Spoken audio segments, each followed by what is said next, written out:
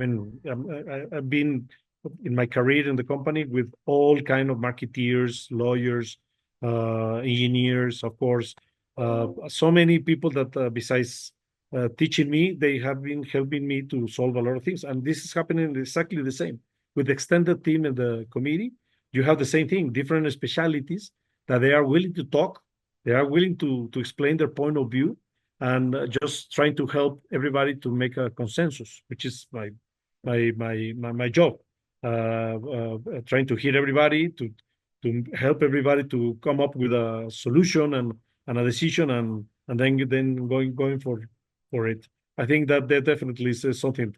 And with this kind of mentors that I've had and the leadership that I've been taught and I try to practice every day, I think, yeah, the listening, the open to learn, whatever can be said by one of the members of the extended committee is valuable to take into account to get this IBIE at the best place in this next September.